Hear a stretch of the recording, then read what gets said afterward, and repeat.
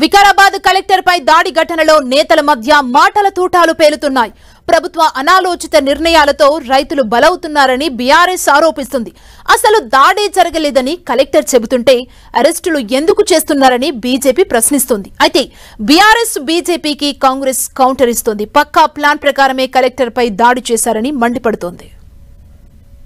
మేము వచ్చింది ఎందుకోసం ఈ రైతులను పరామర్శిద్దామని, వాళ్ళ అమాయకులను పోలీసు వాళ్ళు అరెస్ట్ చేసిందని, వాళ్ళ పేరు మీద అక్రమంగా మా దగ్గర వీడియోలు ఉన్నాయని ఇవి ఉన్నాయని కేసులు పెడతా ఉన్నారు. మేము వాళ్ళని పరామర్శించడానికి వచ్చినా వాళ్ళని కాపాడుకోవడానికి బీఆర్ఎస్ పార్టీ మా నాయకులు కేసీఆర్ గారి ఆదేశాల మేరకు ఇక్కడికి వచ్చినాం. అరే మమ్మల్ని వాళ్ళతో మాట్లాడిస్తలేరు.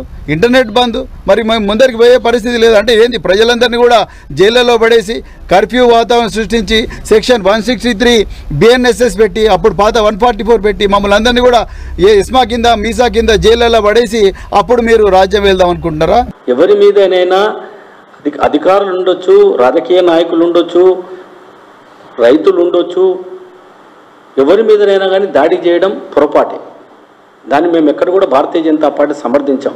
జరగలేదని కలెక్టర్ అన్న తర్వాత ఒక రాత్రి పూట ఎందుకండి పోలీసు, ఇంత పెద్ద పోలీసు, ఒక ఐజీ, ఓ ఎస్పీ రాత్రిపూట చీకట్లో అందరిని కూడా నిర్బంధించి, ఆ గ్రామాన్ని నిర్బంధించి 300 మందిని తీసుకుపోయి 50 మంది మీద కేసు పెడతాను అంటున్నాడు. ఏంటది? 300 మందిని అరెస్ట్ చేయడం ఏంటి? 50 మందిని కేసు పెడతామనడం ఏంటి? టిఆర్ఎస్ పార్టీ నాయకులు, కొడంగల్ మాజీ ఎమ్మెల్యే వారి ఆదేశాల ప్రకారం